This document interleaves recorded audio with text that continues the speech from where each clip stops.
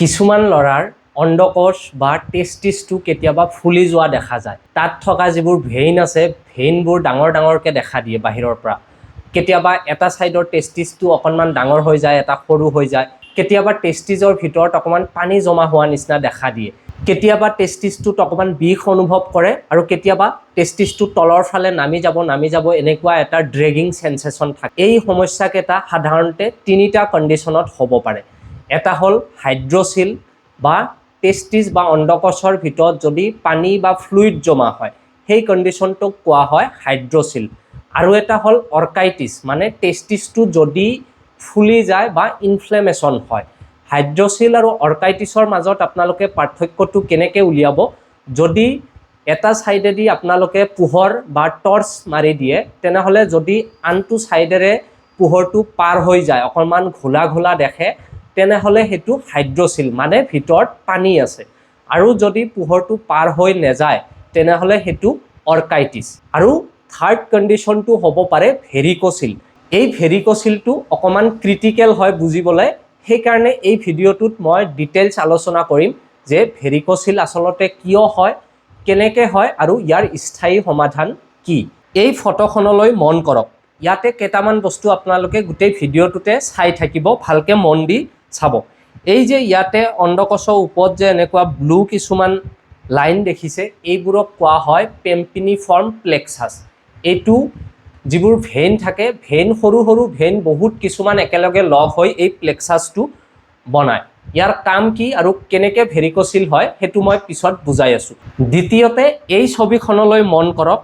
এই দুটা হ'ল আপোনাৰ টেষ্টিছ, এইটো হ'ল পেম্পিনিফৰ্ম প্লেক্সাছ আৰু এইডাল হ'ল টেষ্টিকুলাৰ ভেইন, আৰু এই দুটা হ'ল আমাৰ কিডনী।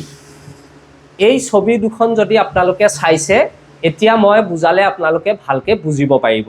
ভেৰিক'চিলৰ সমস্যা সাধাৰণতে 100জনৰ ভিতৰত 15জন পুৰুষ বা ল'ৰাৰ ক্ষেত্ৰত দেখা দিয়ে। আৰু ইয়াৰ কাৰণটো হ'ল যে চুৱেলিং অফ পেম্পিনিফৰ্ম প্লেক্সাছ। পেম্পিনিফৰ্ম প্লেক্সাছ যে কৈছিলোঁ, এই ব্লু ব্লু যে দেখিছে আপোনালোকে, এই ভেইনবোৰ যদি ফুলি যায়, ফুলি কিয় যায় সেই বস্তুটো আপোনালোকে বুজি লওক। এই পেম্পিনিফৰ্ম প্লেক্সাছৰ কাম হ'ল যে আমাৰ টেষ্টিছ বা অণ্ডকোষটো যে শৰীৰৰ বাহিৰত থাকে, এইটোতো ভিতৰতো থাকিব পাৰিলে হয়, বাহিৰত কিয় থাকে? এইকাৰণে থাকে যাতে স্পাৰ্ম প্ৰডাকশ্যন বা বীৰ্য যিটো প্ৰডাকশ্যন হয়, সেইটো শৰীৰতকৈ অকণমান কম টেম্পাৰেচাৰ বা অকণমান কম উষ্ণতাতহে প্ৰডাকশ্যন হ'ব পাৰে। শৰীৰৰ ভিতৰত আপোনালোকে সকলোৱে জানে যে উষ্ণতা থাকে, টেম্পাৰেচাৰ থাকে, সেইকাৰণে মানুহৰ টেষ্টিছটো শৰীৰৰ পৰা বাহিৰত থাকে, ওলমি থাকে, যাতে টেম্পাৰেচাৰটো কম থাকে। তাক অপটিমাম টেম্পাৰেচাৰ বুলি কোৱা হয়। আৰু যেতিয়া আমাৰ টেষ্টিছটো কি হয়, আমি আণ্ডাৰৱেৰ নিপিন্ধোঁ বা তলফালৰ পৰা যদি ছাপৰ্ট নাপায়, যদি ওলমি থাকে বহুত টাইমলৈকে, বা আমি যদি তেনেকৈ খোজকাঢ়োঁ বা দৌৰোঁ বা এক্সাৰচাইজ কৰোঁ, সেইটো সময়ত কি হয়, এই পেম্পিনিফৰ্ম প্লেক্সাছবোৰত তেজ চলাচল কৰাটো বেছি হয় বা বহুত বেছি তেজ এই পেম্পিনিফৰ্ম প্লেক্সাছত সোমাই যায়, তেতিয়া সেইটো ফুলি যায়। আৰু সেই তেজটো সোমাই যোৱাৰ কাৰণটো হ'ল, এই চাওক, পেম্পিনিফৰ্ম প্লেক্সাছৰ কাম হ'ল যে টেষ্টিছত এটা টেম্পাৰেচাৰ মেইনটেইন কৰা, শৰীৰতকৈ কম টেম্পাৰেচাৰ মেইনটেইন কৰা, আৰু ইয়াৰ যিবোৰ তেজ আছে, এই তেজবোৰ এই ভেইনডালেৰে, টেষ্টিকুলাৰ ভেইনডালেৰে কিডনীলৈকে পঠাই দিয়া। এইটোৱে হৈছে পেম্পিনিফৰ্ম প্লেক্সাছৰ কাম, টেম্পাৰেচাৰটো কমকৈ ৰখা শৰীৰত, আৰু টেষ্টিছত যিখিনি তেজ যায়, সেই তেজখিনি যাতে কি হয়, টেষ্টিকুলাৰ ভেইন দি আকৌ কিডনীলৈ ঘূৰাই পঠাব পাৰে। আৰু ওপৰৰ পৰা তলফালে যাতে তেজবোৰ নিজে নিজে সৰি নাযায়, আমি ওপৰৰ পৰা বস্তু এটা এৰি দিলে কি হয়, তলত সৰি যায়, ঠিক তেনেকুৱা তেজো ওপৰৰ পৰা যাতে তলফালে সৰি নাযায়, তাৰ কাৰণে এই টেষ্টিকুলাৰ যে ভেইন দেখিছে, এই ভেইনডালৰ মাজত এনেকুৱা ভাল্ভ কিছুমান থাকে।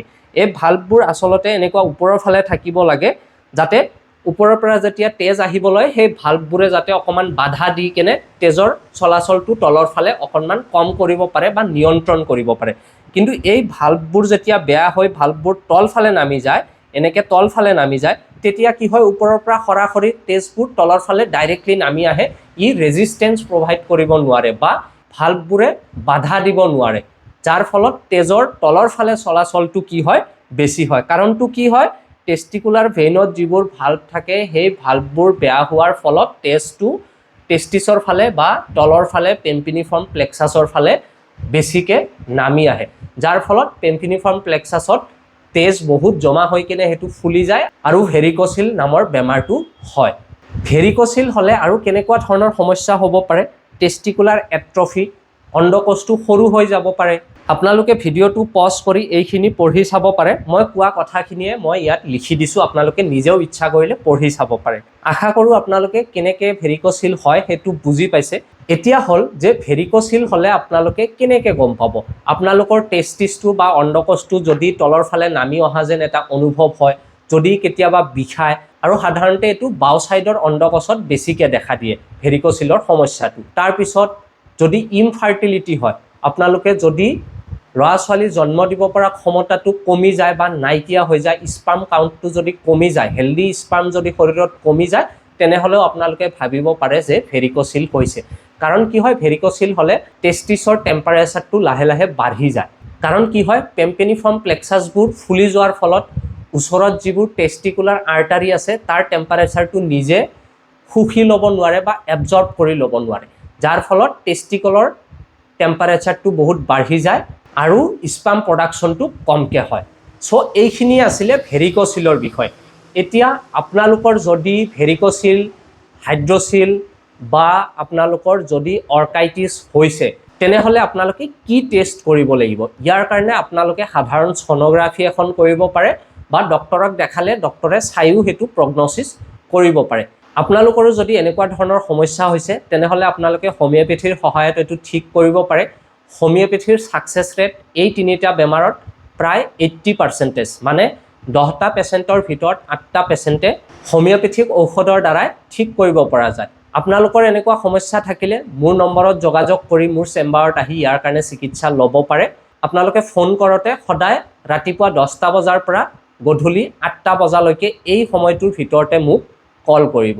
যদি আপোনালোকৰ কিবা প্ৰশ্ন আছে তেনেহ'লে কমেণ্টত লিখক, মই তাৰ উত্তৰ দিম। যদি ভিডিঅ'টো ভাল লাগিছে তেনেহ'লে লাইক আৰু শ্বেয়াৰ কৰিব। চেনেলটোলৈ বা পেজটোলৈ যদি আপোনালোকে প্ৰথমবাৰৰ বাবে আহিছে তেনেহ'লে আপোনালোকে এইটো ছাবস্ক্ৰাইব বা ফ'ল' কৰি ৰাখিব।